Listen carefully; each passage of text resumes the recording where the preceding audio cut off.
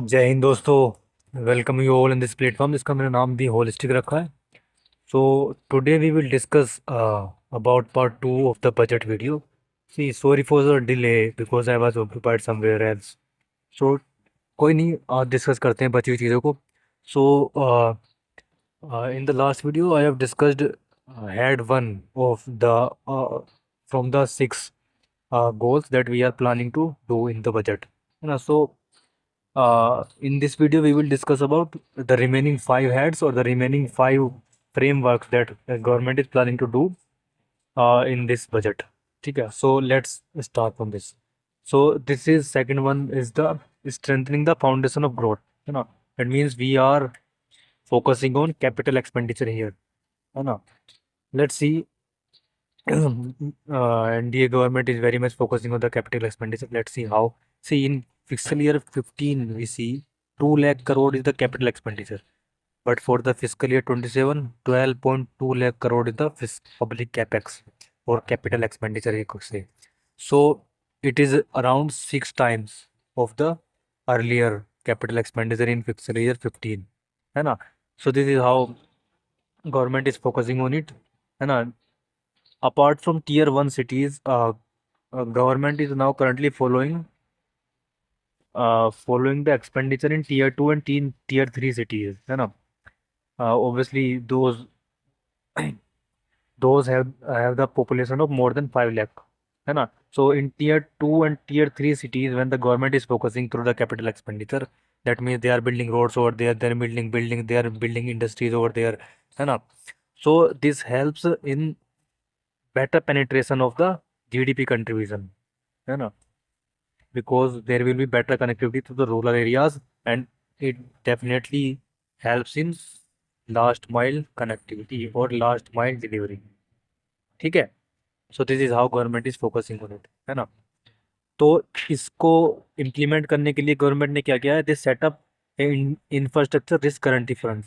यानी during implementing सम infrastructure project, अगर अगर फिजिकल रिस्क कोई आता है तो उसकी गारंटी के लिए ये फंड बनाया गया है। इसमें क्या होगा कि अगर फॉर एग्जांपल कोई प्रोजेक्ट चल रहा है और कोई प्राइवेट सेक्टर ने उस प्रोजेक्ट को हैंडल करने की रिस्पॉन्सिबिलिटी ली है, तो क्या होगा अगर वहाँ पे कोई फिजिकल रिस्क आता है तो गवर्नमेंट क्या करेगी, इस फंड से उसको कंपनसेट करेगी रिस्क को। ठीक है, ऐसे ही recycling of the real estate asset of the CPC CPSC, that means central public sector enterprises, है ना। देखिए मैं एक बात बताता हूँ आपको, रियल एस्टेट मार्केट कितना बड़ा है हमारे देश में। जो आउटस्टैंडिंग लोन्स है ना रियल एस्टेट में, आउटस्टैंडिंग लोन्स मतलब होते हैं बीच जो बचे हुए हैं, आउटस्टैंडिंग लोन्स ही रियल एस्टेट सेक्टर में 11% ऑफ द जीडीपी है ना। तो आप समझ सकते हैं what is the what is the approximate size of this real estate sector. ठीक है, उसके बाद क्या क्या है, establishment of dedicated freight corridors from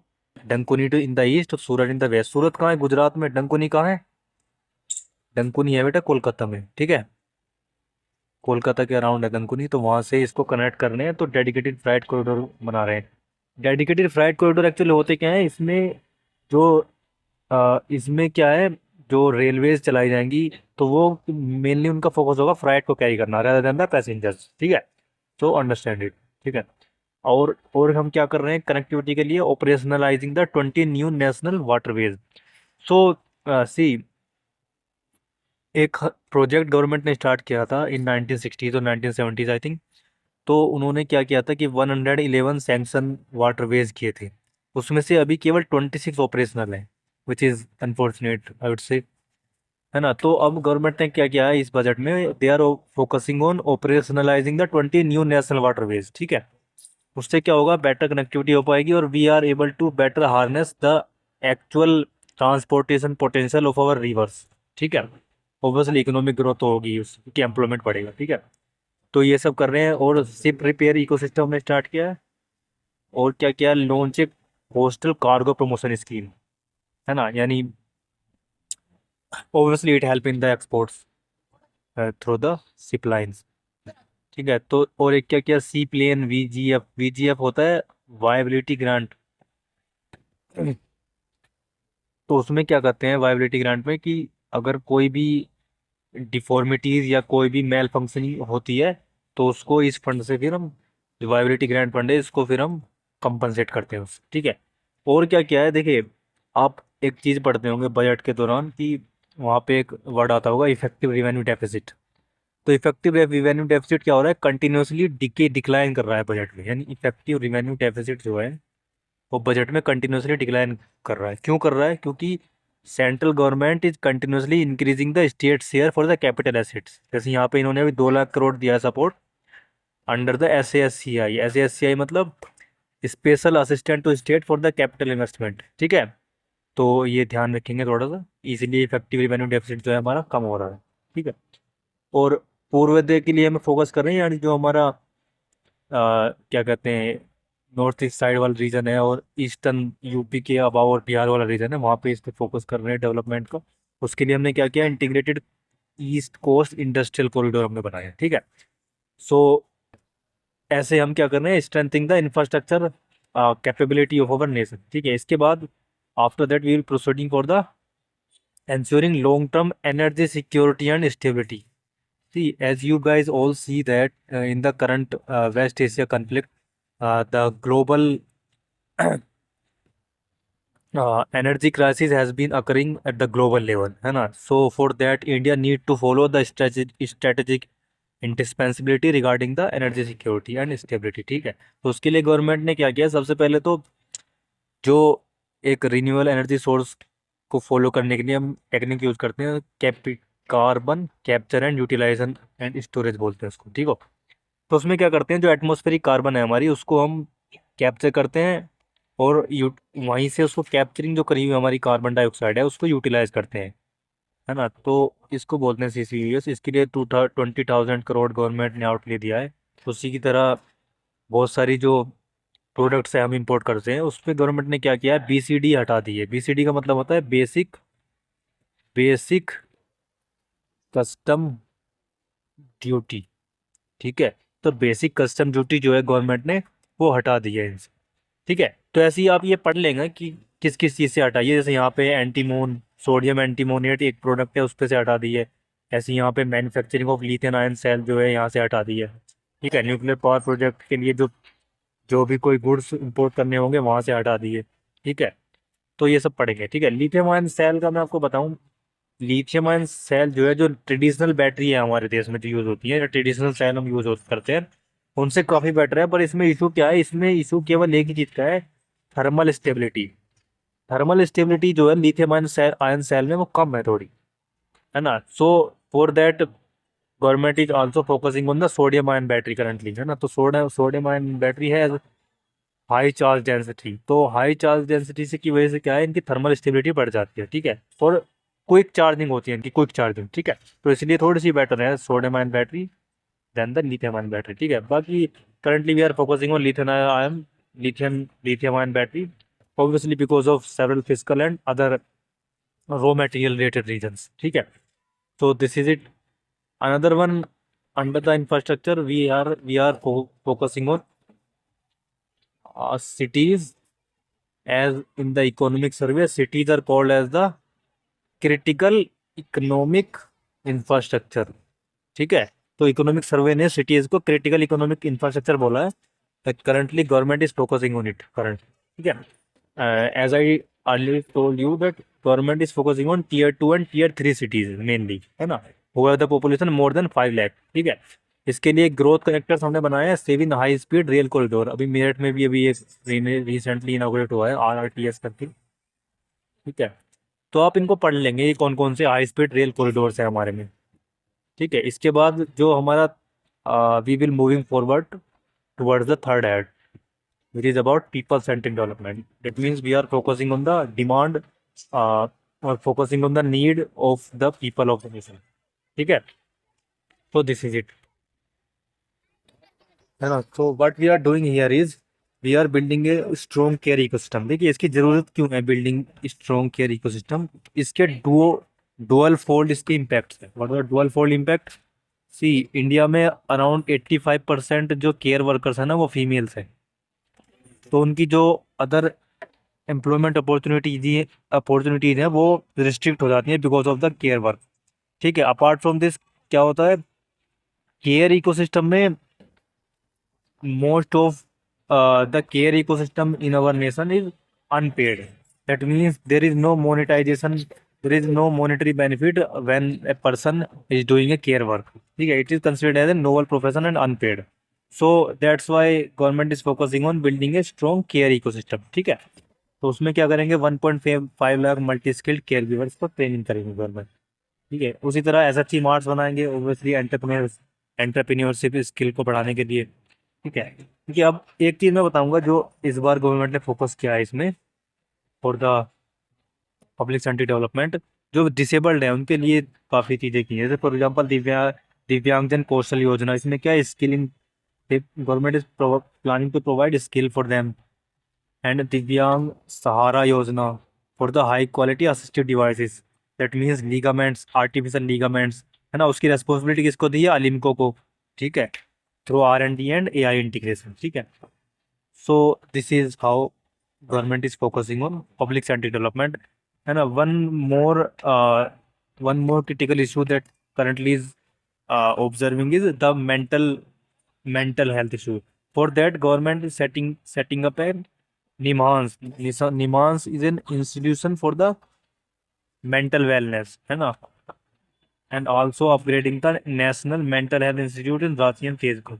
ठीक है, तो ये देखेंगे आप, थोड़ा रीड कर लेंगे इसको, आपको चीज समझ आ जाएंगे। Explicitly I have told you all things. ठीक है, after that we will focusing on number 4 which is the trust based governance. Trust based governance का मतलब होता है कि there will be a resilient communication between the government and citizen. तो जब resilient communication होगा ना, तो उससे क्या है, ट्रस्ट बनेगा। ट्रस्ट बनेगा तो this will benefit both the nation as well as the governance, है ना। तो अब देखते हैं वो कैसे किया है गवर्नमेंट ने। तो ट्रस्ट बेस्ड गवर्नेंस के लिए क्या होता है, आपको सबसे जो फंडामेंटल होता है ट्रस्ट बेस्ड गवर्नेंस में, वो होता है कोऑपरेशन।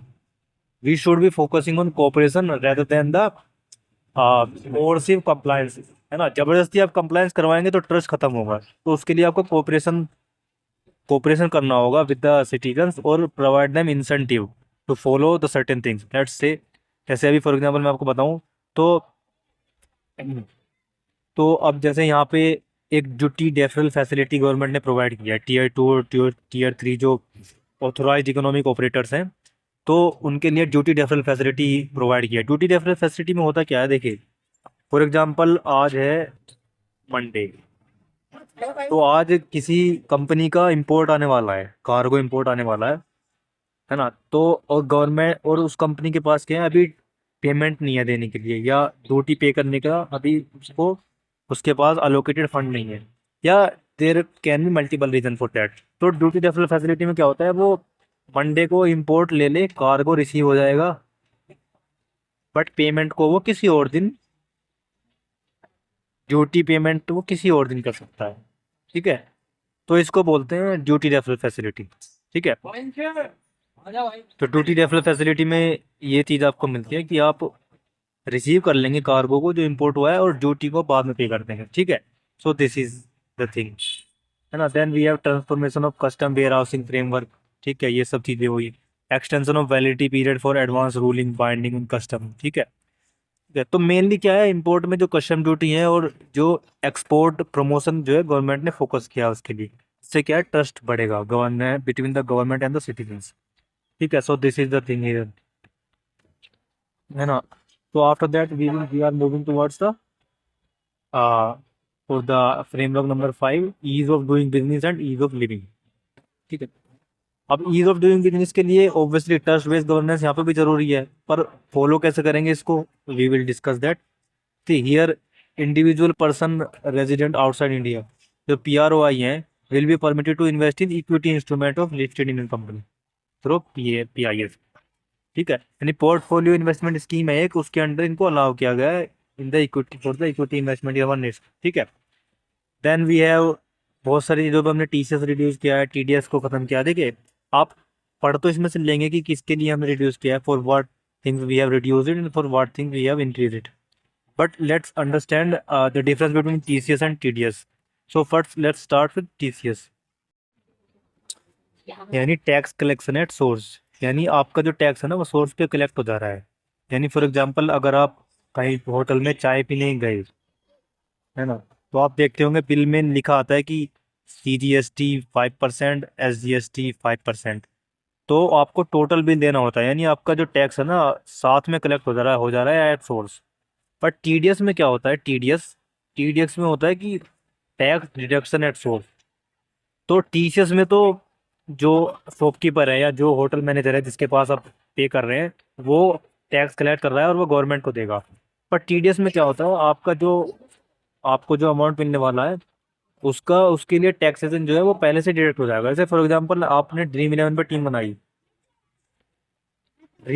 बनाई और वहाँ पे आप पैसे जीत गए 1 लाख रुपए, तो 28% टैक्स डिडक्ट होके ही आपको पैसे मिलेंगे बाद बचे हुए। ठीक है, तो इसको बोलते हैं टैक्स डिडक्शन एंड सोर्स। तो इन दोनों का डिफरेंस आप थोड़ा सा ध्यान रखेंगे, ये कई बार कंफ्यूजन करता है बच्चों को। ऑब्वियसली स्टैटिक पार्ट मजबूत होगा तभी आप डायनिंग पार्ट समझ पाएंगे। ठीक है, तो ये सब चीजें आप समझ लेंगे यहाँ पे। You can read that what kind of exemption and what kind of TDS and TCS that government is planning to propose in the process. ठीक है,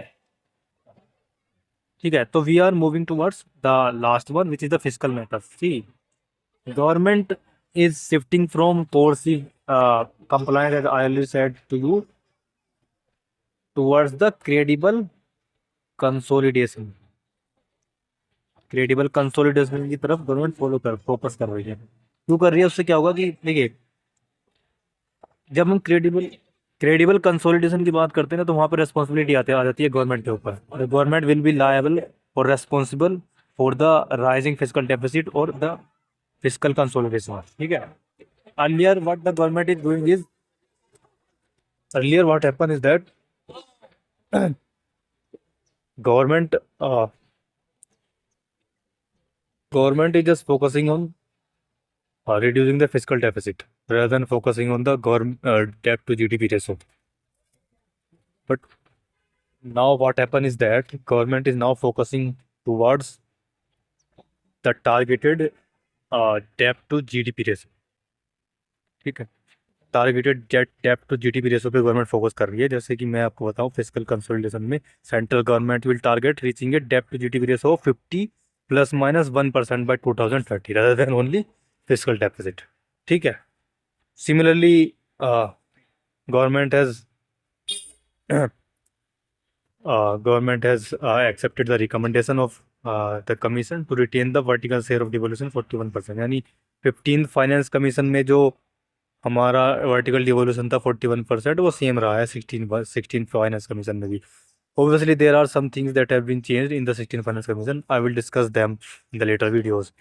ठीक है, so this is all about the budget, है ना। So after reading the budget holistically and comprehensively, let's discuss some fallouts or some limitations that are lacking in the budget currently. So let's see. So these are the limitations or the lacking in the budget currently, है ना। So number one is the understand it. So number one is the low expenditure on education and health.